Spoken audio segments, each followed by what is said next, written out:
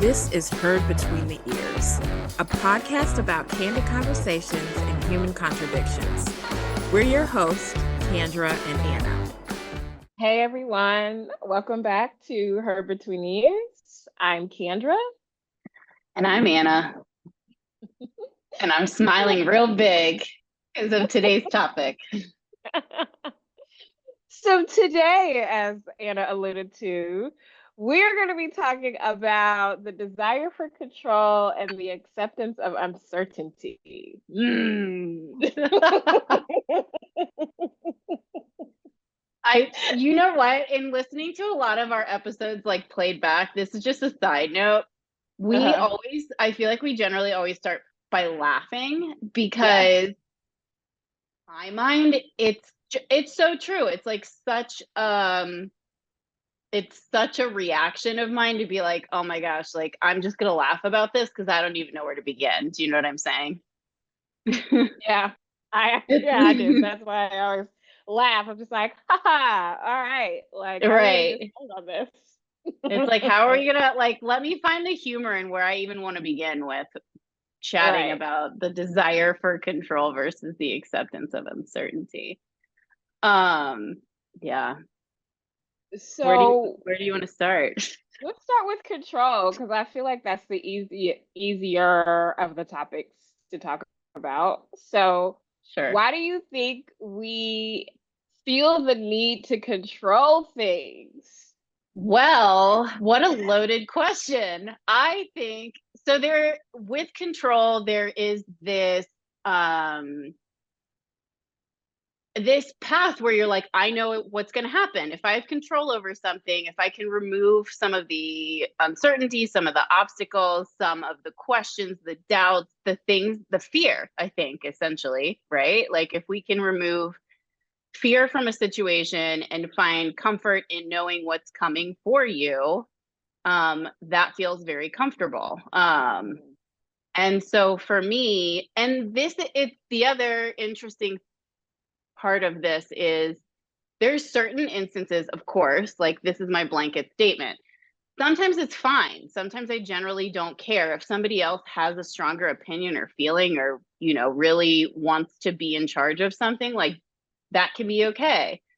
In other instances, I'm like tussling with the fact that I have to let go and let somebody else do the heavy lifting, because I think that's something, when I think about myself, I think there's a lot of things that I'm really good at. And I just generally feel like, well, I can do that better than somebody else can.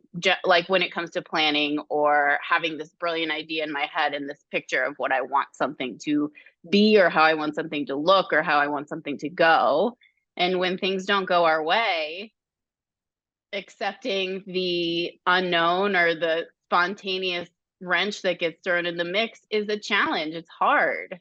And I agree with you to a lot of the things that you said. And I think what I want to add here is, for me, is I always found myself to be a spontaneous person, but like when it comes to control, there are certain aspects of my life where I'm just like, with school, for example, like I know that if I control these variables, make sure I'm studying, make sure I'm paying attention in class, then I will get the reward of getting those A's, sometimes B's in school. If I continue to apply myself and do this formula, I know the expected outcome. And I think for a lot of our lives with those, areas that we're trying to achieve in, it's very easy to lay into the controlling side of ourselves, because it's like, this is the formula that I've done for all of my life.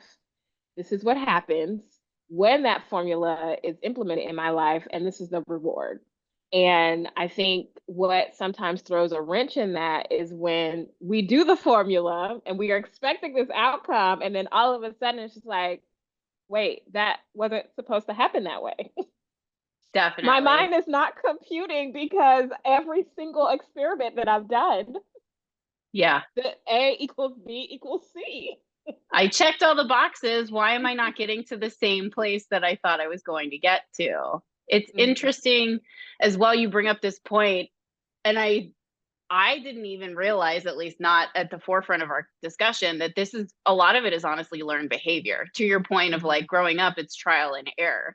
If I want this outcome, what are the steps that I need to take in order to get there? And so we create our journey in our mind, and we're passing the exit signs along the way and being like, okay, this is done, this is done, this is done, and then you arrive in a completely different place. Yeah. So what does control look like for you? Loaded question. Very loaded question. Control, it's like this outcome, this projected outcome in my brain. And I think it's important to use the word projection because it's whatever you've concepted and dreamed up in your own brain, right? Like I might say paint a snowman, and my snowman is going to have 3 circles with a carrot nose and charcoal eyes and a mouth and a scarf and whatever. Like that's just generally what snowman looks like to me. But then somebody else, the scarf could be, instead of red, it could be purple, and the hat, they could do like a baseball hat instead of a top hat. So it's just kind of like whatever this scenario is that I've come up with or fantasized about, or like, created in my mind, if it doesn't come to fruition in the way that I want it to, then, control can either get the best of me, or I can be like, you know what, like, let's chalk it up to whatever was in the closet for snowman that day, like, I'm trying to think of a really good example for what I care about. And I feel like I use this example a lot, but I'll just keep chipping away at it. But in relationships, I'm not saying that I'm a controlling person in a sense where I'm like, I have got to steer this relationship in a way that I want it to go. But this uncertainty and lack of knowing, where is this partner who I've conceptualized in my brain? Like, how am I going to find this person? I think that's when control can get the best of me, where I'm just like, you don't know what's coming around the bend. You just kind of have to surrender a little bit and accept that there's different people, there's different circumstances, there's different variables that are going to come at you in life. Yeah. Yeah. And for me, control is, in the midst of chaos, it's finding that one thing, that formula, like I said, that hypothesis, that experiment that I've done for all of my life, leaning on that and knowing that the outcomes will always be the same. Yeah. In the midst of chaos, even though that's not always 100% true. Definitely. And it's so funny how, go ahead. I was going to say that, like, to your point, it feels like in a workplace environment, that's another instance where you're like, I have this job, they've hired me to do this. I am call it expert in this field. I've done this, problem solving several times over, and my outputs are always this, and when you've got other people in the mix, when the outcomes change. That's the way you need it to. Every time you add more people, the outcome will never be what you're supposed to happen. Never anything you intended in your brain. And then your brain starts freaking out like, what's going on? This is not how any of this was supposed to go. Don't lose your thought, but this also brought me to, I don't know how you were in school. We were talking about school earlier.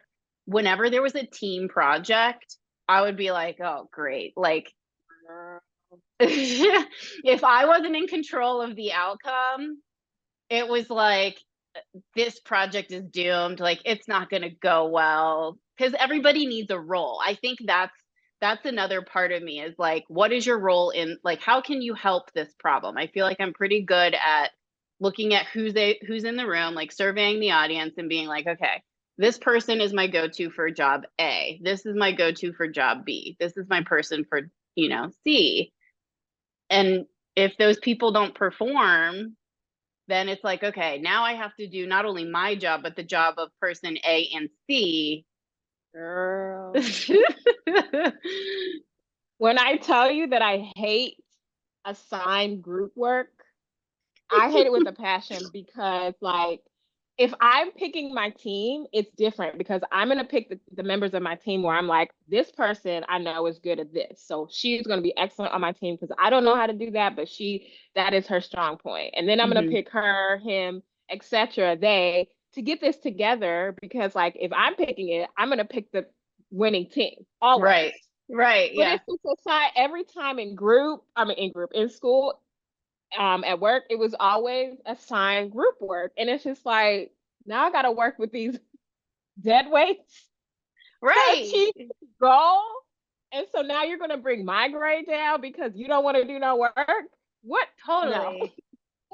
Oh, it would be so irritating. I remember there was a specific group project that was like write a 50-page paper, and like everybody was dicking around until the last minute. So who's up like writing the paper? It's me.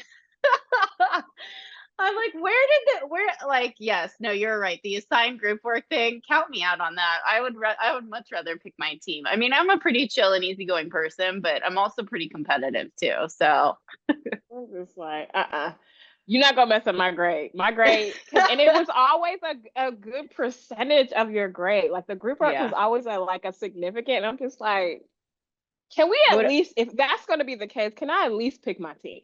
Right.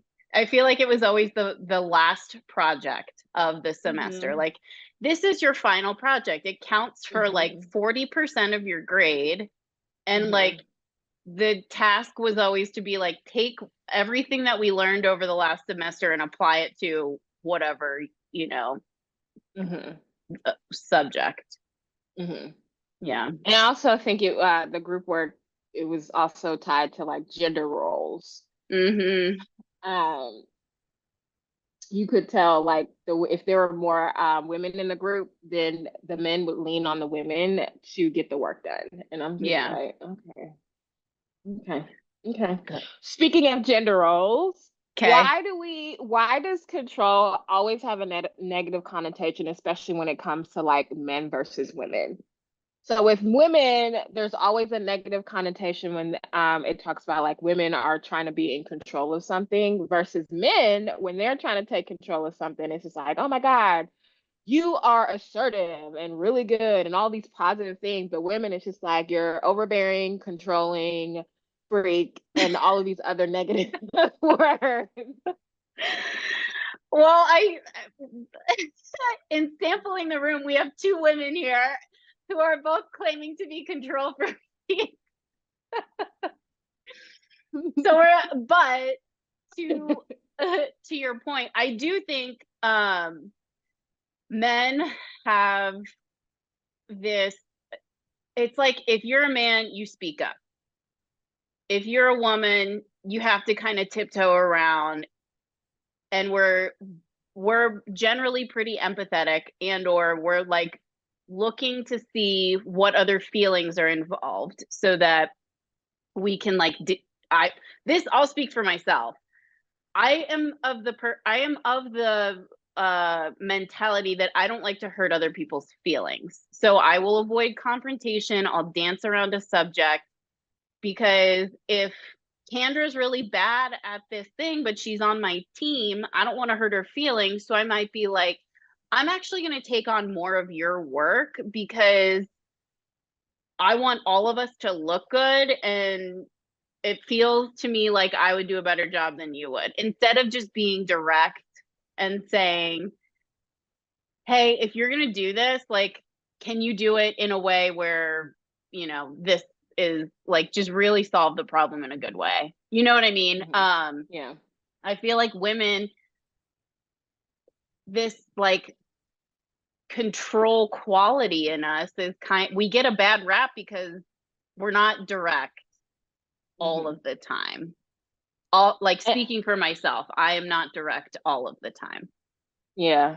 And I also think because of the way society has been formed with, men having a lot of like being able to do a lot of things before women can, like just thinking about how women weren't able to own bank accounts until the 70s and all these other things that women couldn't do.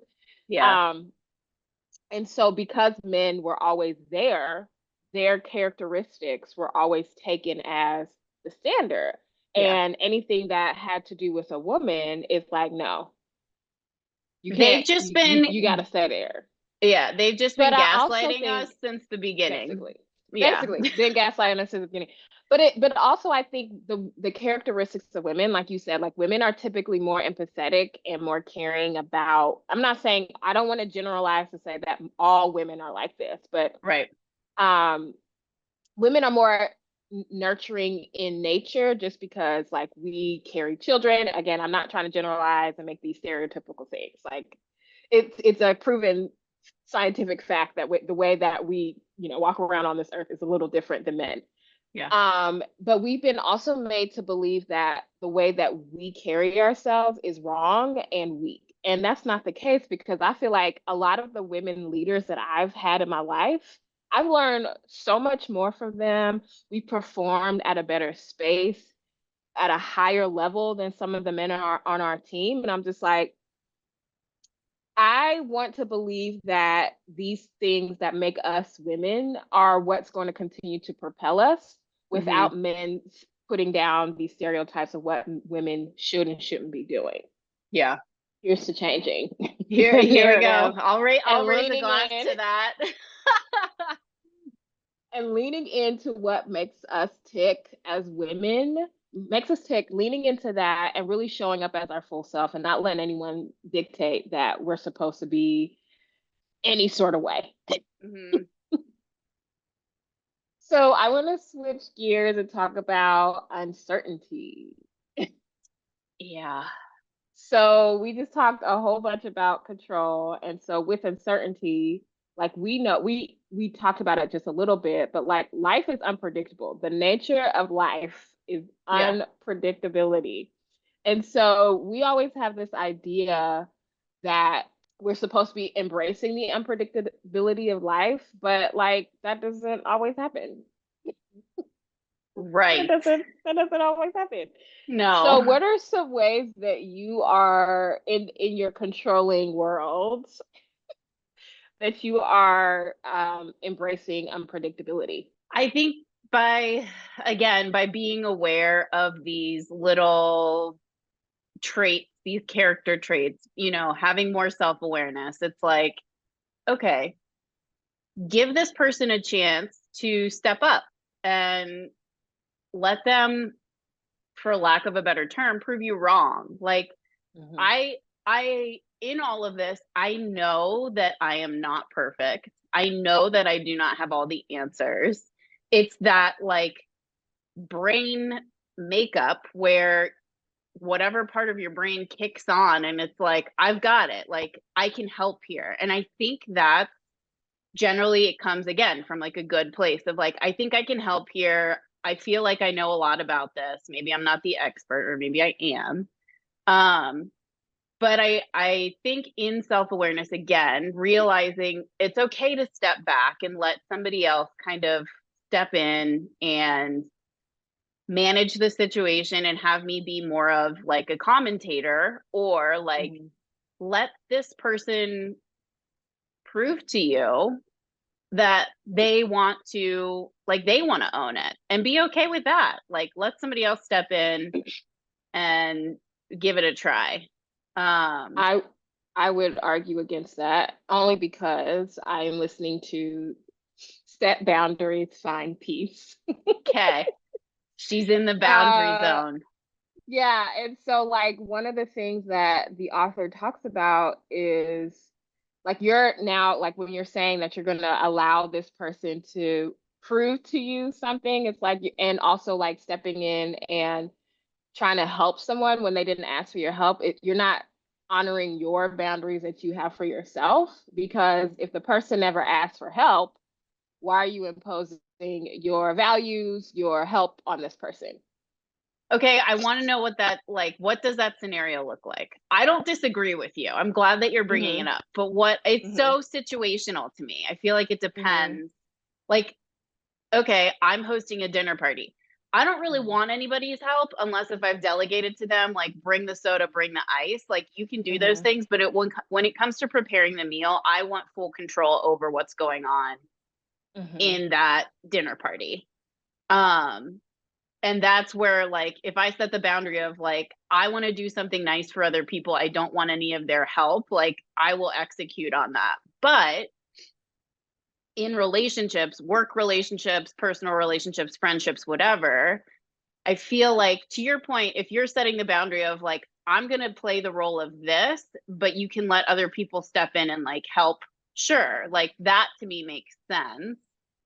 But like in an instance where I just don't want to set myself up to ever feel like I'm stonewalling other people. Like I do want to be somebody who is able to accept the help of others and maybe have them prove or show or guide me in a way that I haven't thought of thinking about, like a solution to a problem. Mhm. I think when you're stepping in and doing the work of other people, I think that's when you're not honoring your boundaries, because like you have your own job to do, and doing somebody like if they pay somebody else for this position, they are Golly, responsible for Kendra. doing their work. No, I mean, I'm just saying, because like I'm not saying that I have not never done this. Like at Yeah. work in my last job, like I was doing the emotional labor of this person because he chose to not do any work. When Yeah. I stopped, so I was taking on that emotional labor and also doing the work because I didn't want anything to fall through the cracks, because like things needed to get done.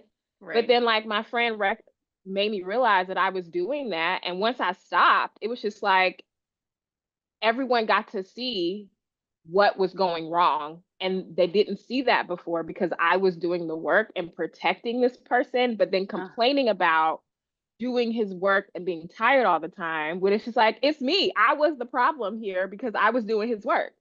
oh When my I stopped gosh. doing that, people Yeah. saw that he don't really do any work, so he got to go. And so I think if we stopped taking on the emotional labor of others and respecting our boundaries as workers at work, because I know it's Yeah. not just me, we Yeah. all do it in some way. If we stop doing that, then we'll live healthier lives. Because I'm telling you, when I stopped Yeah. picking up that emotional labor, I felt so much freer at work. Because I was Yeah. just like, well, he is this person. This is what he's supposed to do. Unless somebody asks me or he asks me to do it, I'm not doing it because it's not my role. Mm-hmm. I mean, emotional labor, that's like a whole other ball. That's like such a rich subject area. Like I feel like we could totally, and maybe we'll add it to the list of things to talk about in the future. You bring up a super great point. Like I'll go back to my analogy of hosting a dinner party. I've had conversations with girlfriends where it's been like all of the prep and the cleaning of the house and making sure you have the right dishes, enough space at the table, and like place setting, blah blah blah, whatever. When I was in my previous relationship, I'd be like, I want to host all these dinner parties, but all of the work that went into this like planning of this party, my ex-husband like didn't understand what emotional labor was. And so I would get super burnt out and really like emotionally charged about, I just had to throw this whole party by myself because when I ask you to clean something, you're not going to clean it the way that I would clean it. So therefore just don't even bother. Like I'll Mm-hmm. figure it out and take care of it. And ultimately, like, I don't know what the solution would have been in that moment, like accepting the fact that I just knew that the house was going to not be like he would always be like, this is our family. Why do you care what they think about if the house is dirty? And I'm like, but it's the presentation of everything. I've dreamt up this whole scenario in my head and I want it to go as planned. I don't want there to be dust bunnies in the corner of the room and like shoes sitting out in the kitchen. Like that's not my vision for how I wanted this to get executed. But if I would have let it go and just been like, I'm hosting a dinner party, it's going to go the way that I want it to go and be done with it, then maybe the emotional labor wouldn't have been so great. But at the same time, that's not respecting my own boundaries. If I'm asking somebody to clean the house in the way that it should be cleaned, like it should just be done in general. That's my opinion. I think it's just different. And maybe that's not the right example, but it is an example. taking on this emotional labor and this frustration and not addressing something in the moment. And like, for me, setting the boundary and control, like that's all healthy. The uncertainty of like, is this actually going to get done? That's what gave me anxiety and ultimately stress, and like, you know, why things fell apart and we're no longer together. We just had like a mini session that I'm I not know. even qualified to have. I'm not even qualified to have just because I'm reading a book right now. But anyways, so unpredictability. So I think for me, the way that it shows up for me, like I said, I tend to think that I'm a pretty spontaneous person when it comes to like my personal life. I think where I am controlling is in things where I have to achieve, and I don't feel like I need to achieve in my personal life. I can just be, because I'm just so high functioning when it comes in every other aspect of my life. But I think the downside of embracing the unexpected pieces of life is things going wrong. Right. Because sometimes life is unpredictable and it works out for you in a way that you're like, whoa, I wasn't even expecting that. And so here it is, we just working out. You can like see the connections throughout your life of like, if you just randomly did something and then woohoo, happy results. But then like the negative piece of that is you're going in this freewheeling way, like, oh, we're just gonna go with the flow. But then like everything bad just kind of happens. I think that forces you to reconsider being spontaneous or like embracing or making it difficult to embrace the unpredictability of life. Yeah. I mean, embracing unpredictability, like there's a lot of instances that life just life, and things like, to your point, it just like it can go well. If it's something where you're not, to your point, emotionally invested in it, or maybe you are, but it just shows up differently. I feel like it's kind of, I can't tell you how many like memes and Instagram like, posts get sent my way where it's like things are going to happen at the right time, and like just like believe in believe that everything is going to be okay, and sunshine and rainbows. And like there's part of me that wants to lean into that and be like, yeah, like things are going to be okay. But then there's like the doom cloud of my soul that's just like, I have to achieve, I have to make sure that this happens, I have to, like, all of the real life non-fantasy world things, like the analogy of the princess in the white ivory tower who gets swept off her feet by this white knight, Prince Charming, whatever, rising to the top in your, like, through the chain of command at work. Nothing ever, I don't know that everything ever happens like perfectly in a very linear, straightforward fashion. Like there are going to be bumps in the road. There are going to be ups and downs. You can't always, like, I feel like it's very unrealistic to just constantly believe that everything is going to be on this positive uptick. Yeah, life just life. All the time. All the time. Just life in. Yeah. So then how do you, with uncertainty and spontaneity, how do you think those relate to each other? Spontaneity to me feels like a choice. Uncertainty to me feels like life, like circumstances. I think so. Yeah, No, I think so too. yeah, you're right. Because like we always use the term, I'm spontaneous. Like I am choosing to do something. I'm choosing to be some way.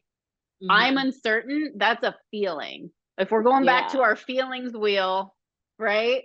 In the conversation that we had, a few times ago, feelings wheeling it up. I'm feeling uncertain. I'm anxious. Like that's an emotional response to me. I'm spontaneous. That's an action word.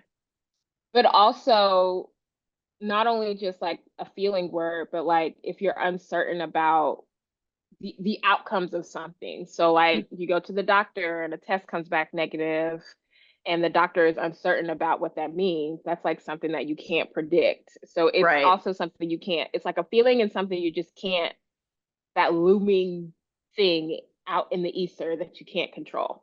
Right. Yeah. Yeah. It's the fear factor. The uncertainty Hmm. is the fear factor for me. Anytime Hmm. that I'm feeling uncertain or unsure, I know that there is this like anxious, whether it be positive anxious or negative anxious feeling associated with it. Hmm. So how do you maintain some semblance of control in the midst of the uncertainty of life? I think the control piece for me again is the self-awareness. Like Hmm. realizing I'm doing it again or realizing like I'm going to let go here. That I think is in being okay and choosing to be okay with either path. So Hmm. either I feel like I need to have a little bit of control here and I feel like I need to be okay with it to create safety for myself, or I feel like I'm going to be a little uncertain or a little spontaneous in that area of my life and choosing to be okay with that. Like you have to, no matter which path you're choosing, whether it's like the control path or the uncertainty path, I feel like you have to make the conscious decision that I'm going to be okay with whatever the outcome is. And that, Hmm. to me, having that control is what removes some anxiety from the situation. Like Hmm. if I'm going to say, okay, like worst case scenario, I lose my job, I can't afford to live in this place anymore and I have to move back to Cincinnati, like at the end of the day, ultimately it's really like, yes, I will be disappointed, there's a lot of feelings that will come up for me, but ultimately I'll be okay. Like the path along the way, it's going to suck and be rough and whatever, but Hmm. at the end, knowing whatever this like worst case scenario outcome is or best case scenario outcome, like that's what I think gives me control. And that's like the unseen stuff that happens in my brain. Like I Right. feel like I'm not even aware of a lot of the time when that happens for me, but that Hmm. is what brings me safety and will calm my nervous system is my brain just automatically goes to this place of like you're going to be okay, and like whether the outcome is positive or negative, like you'll be okay generally. Hmm.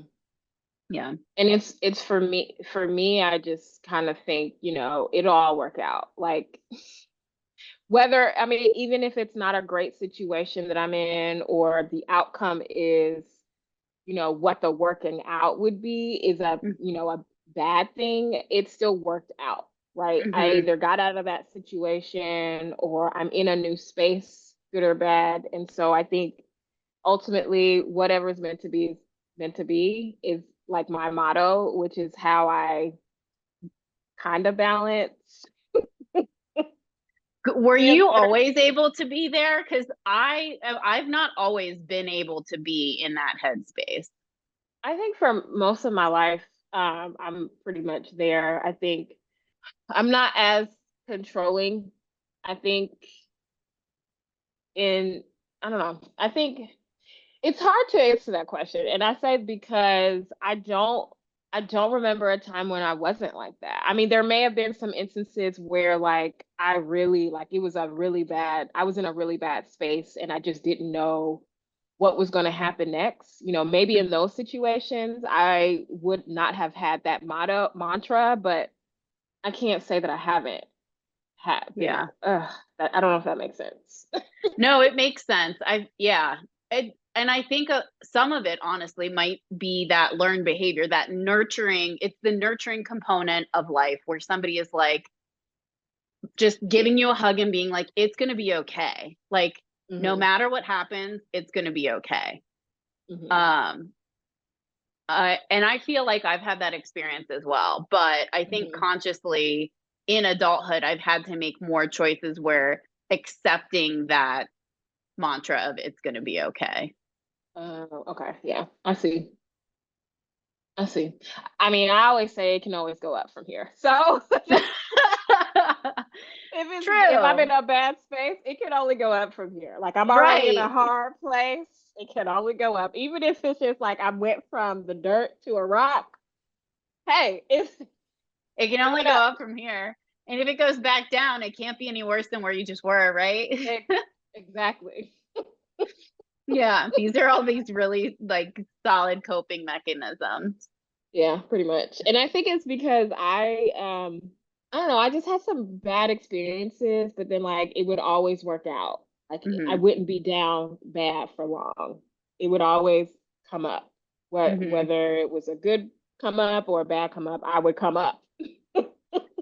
I feel like, isn't there something, it's like the law of relativity or something like that. There's some, Mhm. I don't remember what the law of relativity is like off the top of my head, but my gut is being like, isn't that what the law of, like, it's like everything more or less will work out for the reason. Like there is a cosmic like force that everything will ultimately be however it is supposed to be. Mhm. Yeah. And I have Don't not quote me on that. So don't at me. that is You not just the theory of snorted. relativity. Yeah. Yeah. So I mean, and that has been my life experience. So I think that's why I'm just so open to like, well, whatever is meant to be, or it'll all work out because it hasn't not. Yeah. I'm still Yeah. here Right. Yeah. until I'm in that ground. It's gonna work out. Right. Yeah. I agree. I'm with you 100%. Okay. So I think we talked about everything.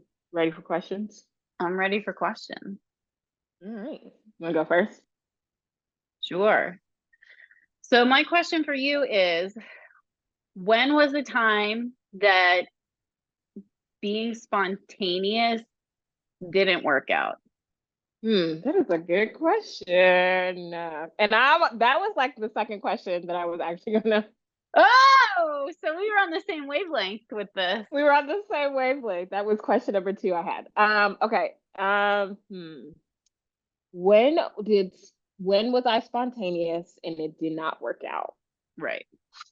Okay. I think nothing is coming to me, but I know there was an instance in when at least a couple of instances where I was spontaneous and it's like, no, that did not work out. It's kind of a loaded question because a lot of what we just talked about was like everything's gonna be fine. It's all gonna work out. Hey, so that worked Yeah. out. I can't remember when it didn't. Like And I I tried like that recipe and all of us and that recipe just failed. It flopped on right. me. Right. Yeah, I mean I've done that, but like because I tend to don't really follow recipes. So I like if I have a recipe, I follow it to an extent. Yeah. I don't And follow then like recipes. Those are like inspiration for me. I'm like, okay, that's how they did it. Let me take my, right, I'm gonna turn at add it. something else here. Totally. Okay. So I think for me, the last time I was spontaneous and it didn't work out was that's a hard question, Anna. I know.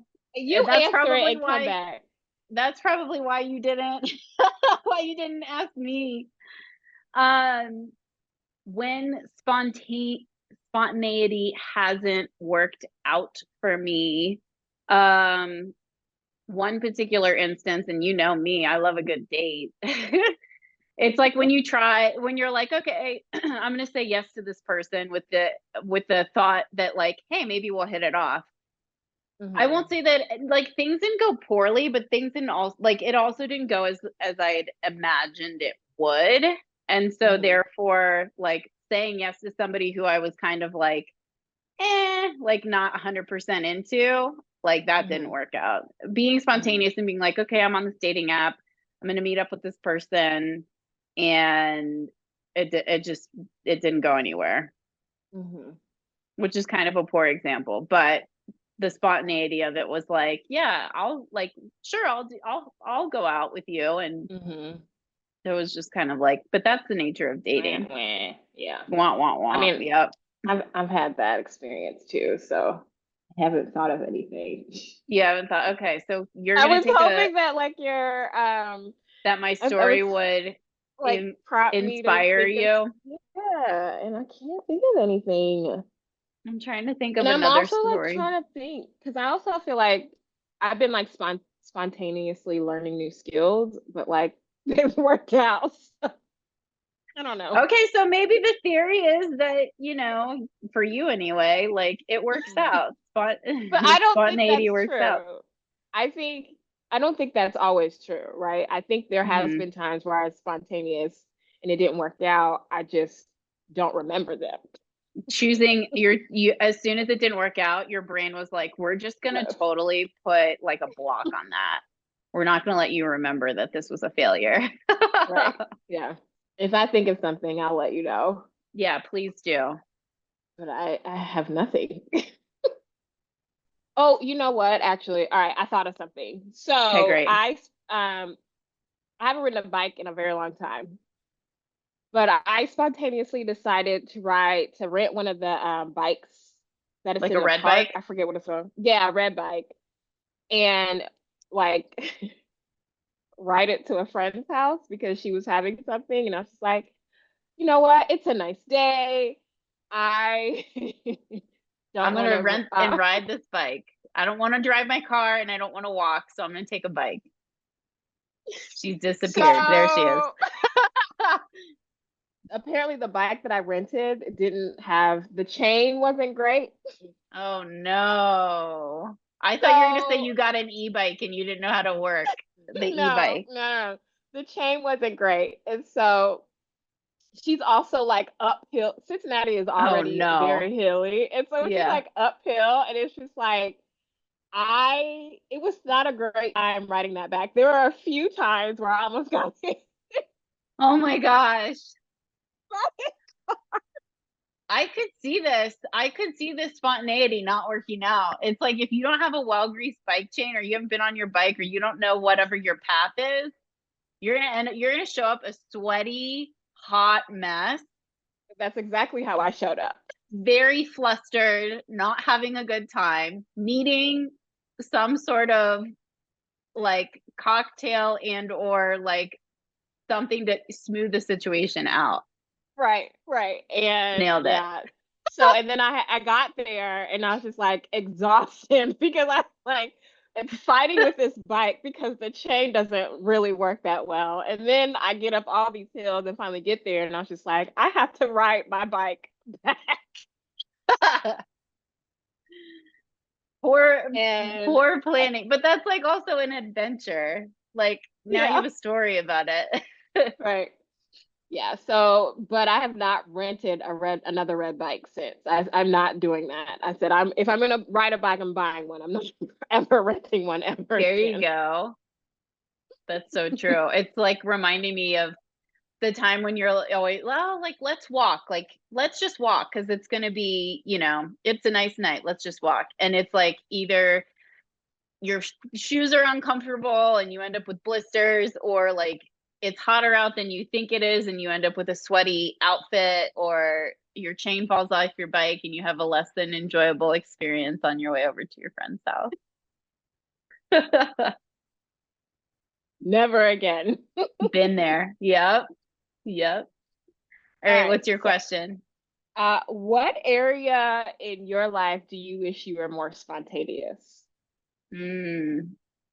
What area of my life do I wish I were more spontaneous?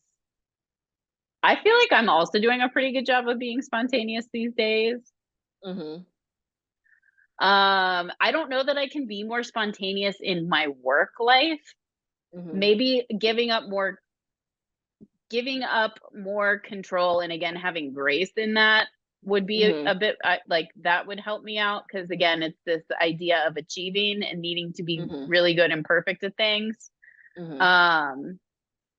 I feel like I've done a better job at asking for help too, so I could like you could kind of tie those two things together. It's not usually in my wheelhouse to be like I need help, but I feel like I've also been able to set that part of my ego aside and be like, you know what, I need help, like I just need Mm-hmm. help.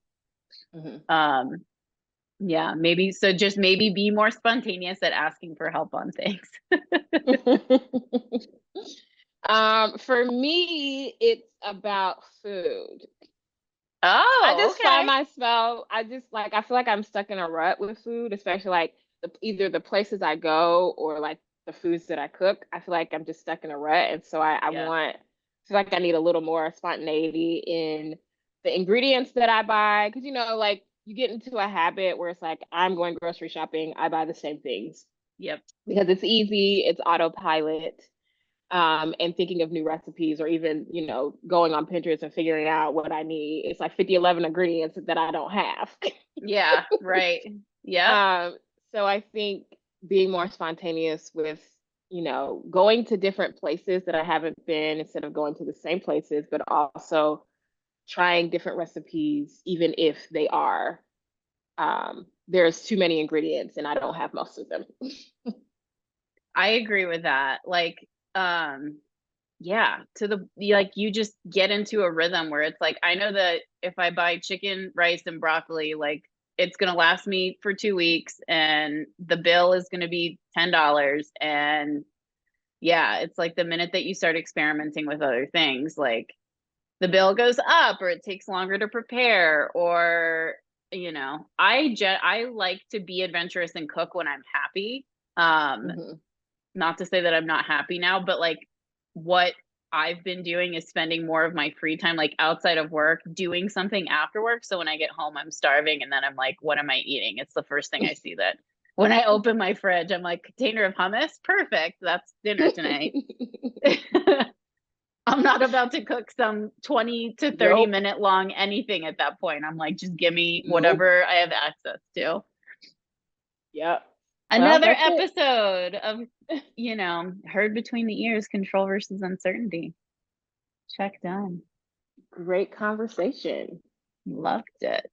That was a good one. Well, thanks for listening. Thank you. Until next time. Bye-bye. Thank you for listening. If you like the podcast, please like and subscribe, drop a comment, leave a review, and connect with us on social media at Heard Between. And we hope you keep coming back for more. Until next time.